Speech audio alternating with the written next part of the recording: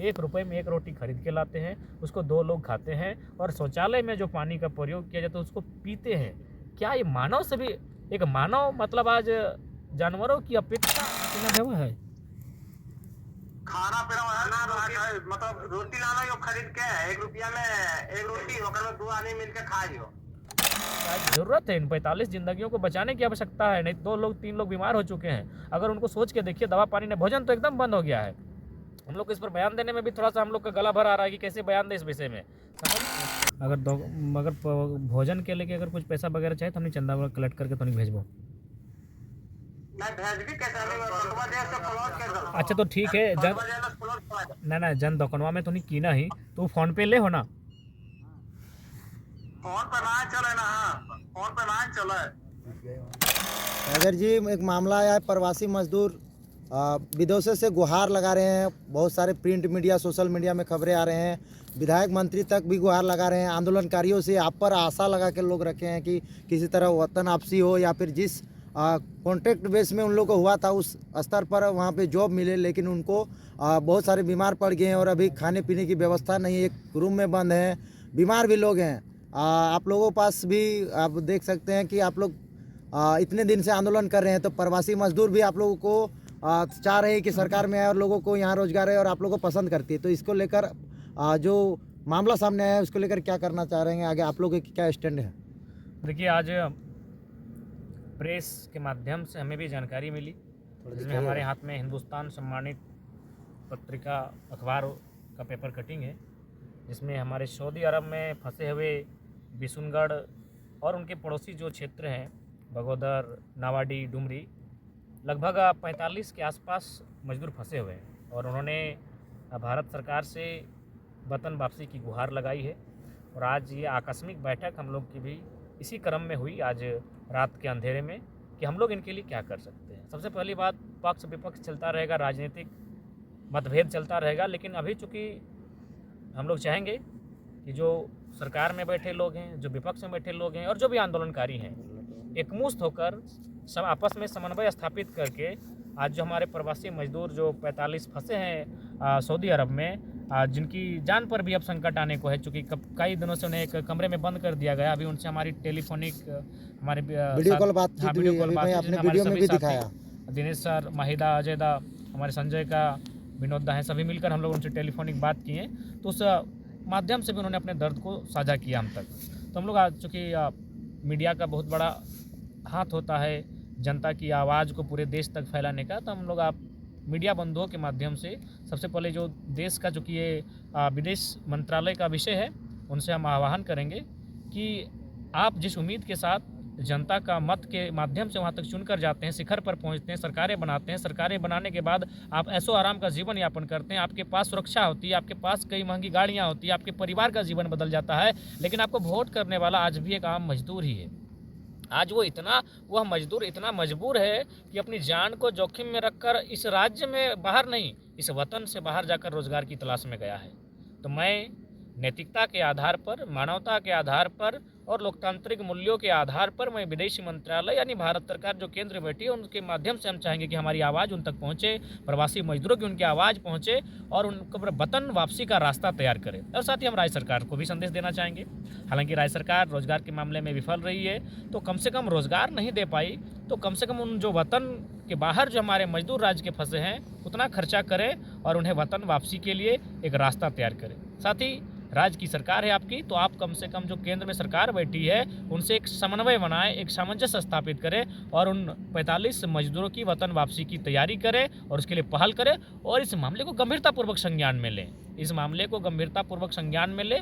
और हम लोग आशा करते हैं राज्य सरकार, केंद्र सरकार एक समन्वय स्थापित करते हुए इस विषय में इस प्रकार का त्वरित कार्रवाई करे कि जो ये पुराना साल हमारा 2023 जब खत्म होगा और जब नया साल का उदय होगा तो उस परिवार 45 के 45 परिवार में एक खुशी का उदय होगा, उनके चेहरे पर एक मुस्कान का उदय होगा। हम ये आकांक्षा रखते हैं।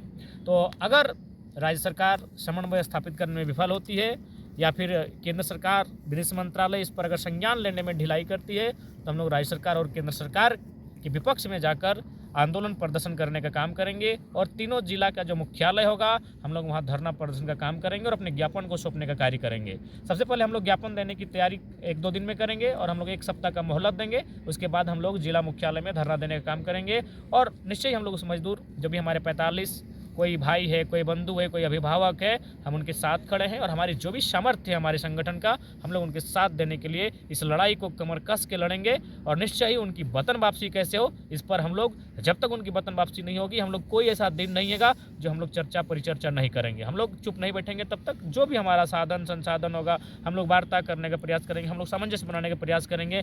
ऐसा नहीं है और हम चाहेंगे जब मजदूरों का बात आएगा तो पक्ष विपक्ष त्रिपक्ष नहीं होना चाहिए, सबको उनको वतन वापस कैसे लाया जाए इस पर सोचना चाहिए। लंबे दौर पर प्रवासी मजदूरों से आपने वीडियो कॉल के माध्यम से बातचीत किया, क्या वहाँ से निर्णय, उधर से क्या खबरें आ रही है और आप लोग अपने स्तर पर क्या कर रहे हैं? हम चाहेंगे उस विषय पर दिनेश सर बेहतर बताएंगे क्योंकि इनके प्रखंड से है।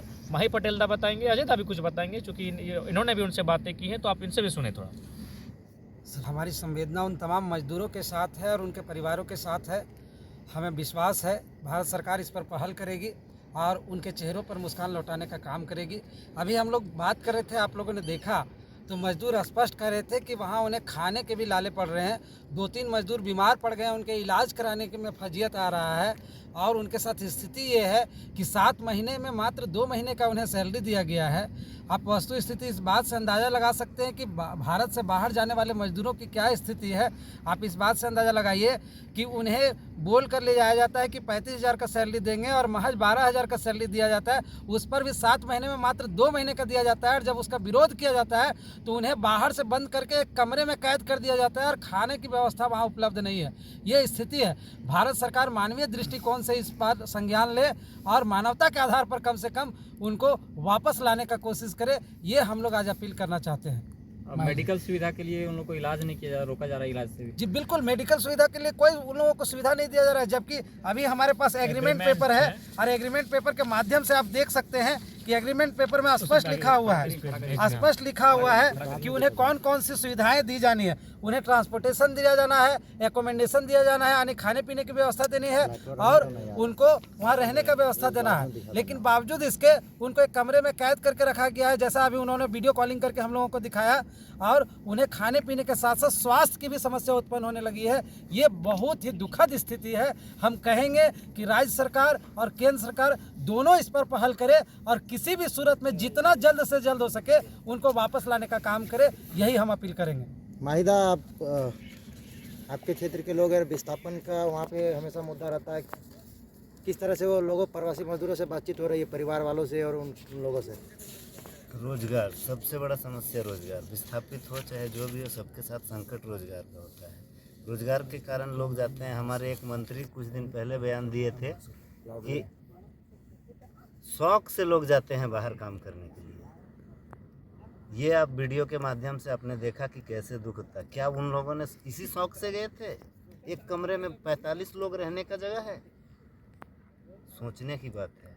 हम तो सबसे ज़्यादा कहेंगे मानवता अगर किसी के पास नहीं है तो उस दूतावास के पास नहीं है, जो सैलरी लेते हैं हमारे पैसे के, जिनका आज रोजी रोजगार चल रहा है, ऐसो आराम की ज़िंदगी जी रहे हैं। उनको पता चला, हम मान लेते हैं हमारे लोग वहाँ गलत काम किए होंगे, हम मान लेते हैं कुछ होगा, वो तीसरा पक्ष होगा, लेकिन पहला प्राथमिकता होना चाहिए कि वो लोग अच्छे से रहें, वो लोग अच्छे से आपका खाना खाएं, अच्छे से उसका इलाज हो। हम जेलों में भर के इलाज करते हैं उनका, जो हमारे संविधान के गलत काम कर रहे होते हैं उनके, लेकिन मजदूरों को आज सुविधाएं नहीं दी जा रही है, जो अपने त्याग करके बाल बच्चा परिवार सबका त्याग करके वहाँ गए हैं सिर्फ उनके भलाई के लिए, ताकि वो अच्छे से रह सकें। एक बात और आपकी जानकारी में देना चाहेंगे कि जब उन मजदूरों ने अपने वेतन के लिए मांग की और उन्होंने उसके खिलाफ आवाज़ उठाया तो वहाँ की जो ठेकेदार कंपनी है वो उनके ऊपर केस कर दी है और इस बात का संभावना बढ़ रहा है कि उनको जेलों में भी डाल दिया जा सकता है।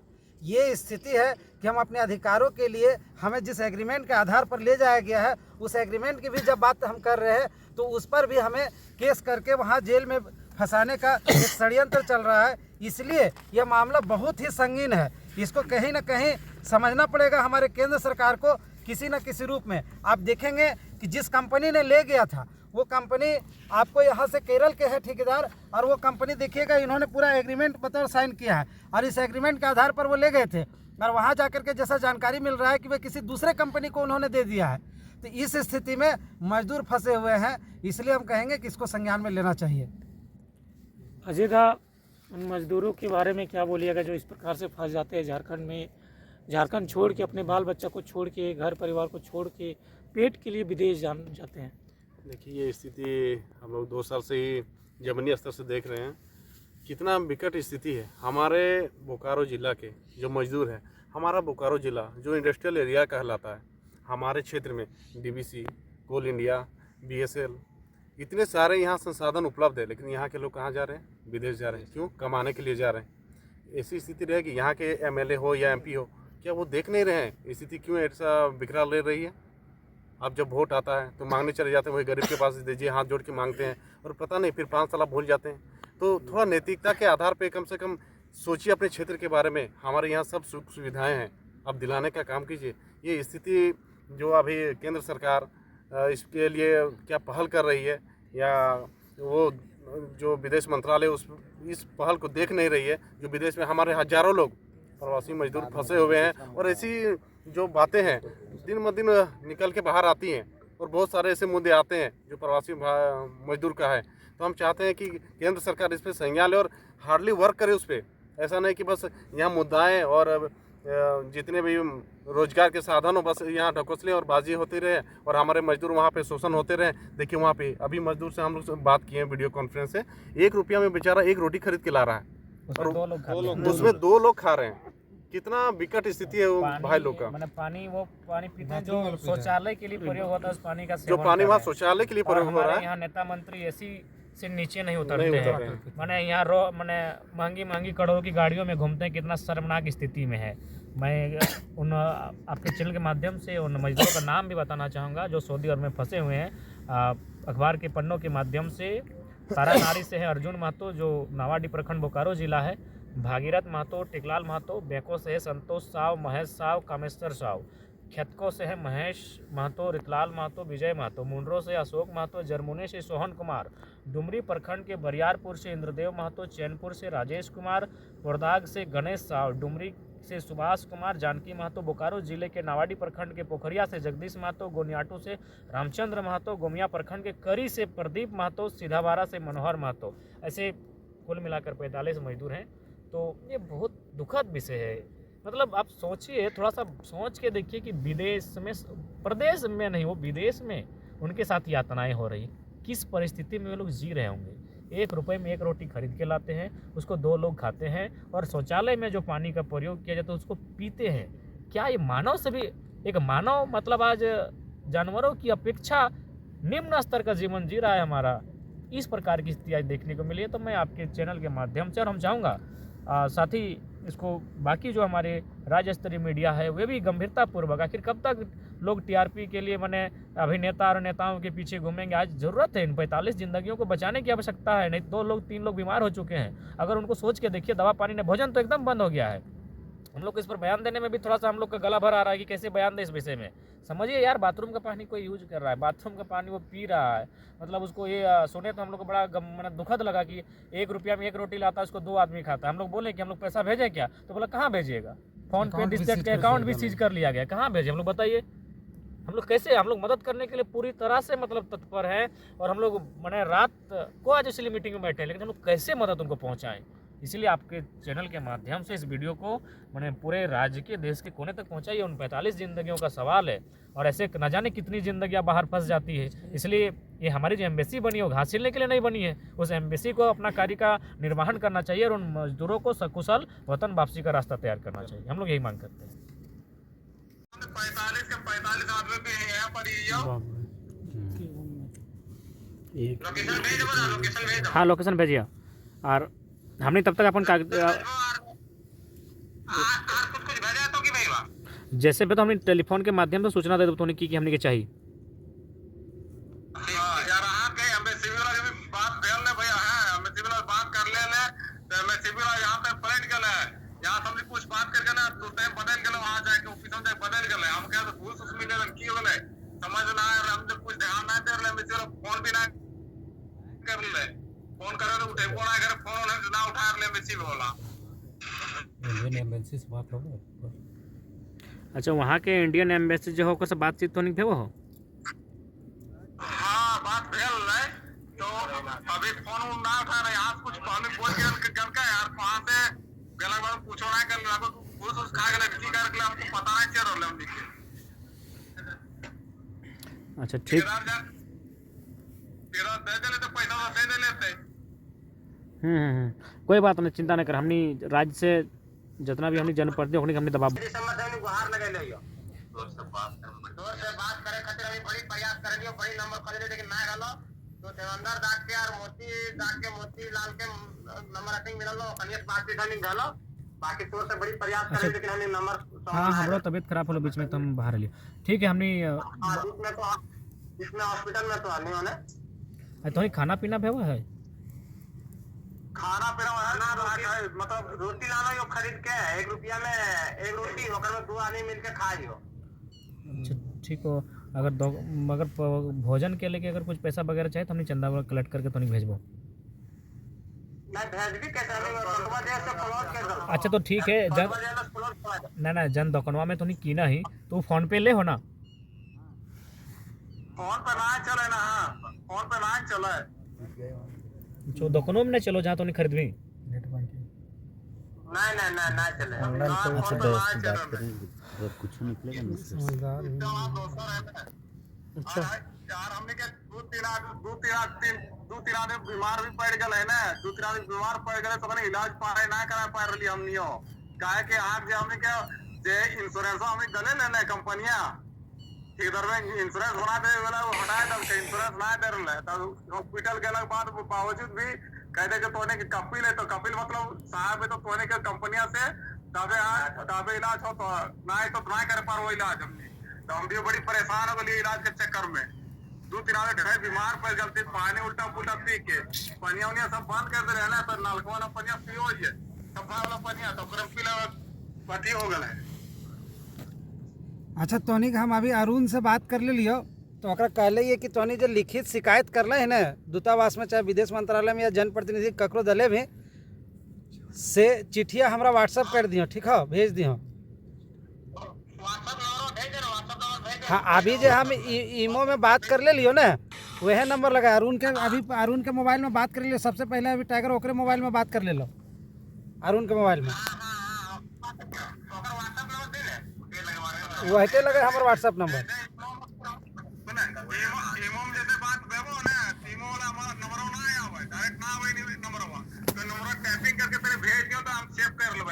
ठीक हम नंबर भेज देबो ठीक। हाँ तो हमरा वो शिकायत पत्र जो है वो भेज दियो। और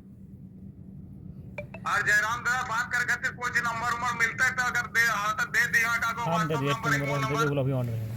हाँ अभी हम मोबाइल ऑन कर दे तक हॉस्पिटल में लियो अभी हमारी बात वही तो हमारे से ठीक ठीक व्यस्त रहिए। हाँ एकदम पूरा ध्यान है प्रणाम। हिम्मत से रखिए तुम हिम्मत से रहिए।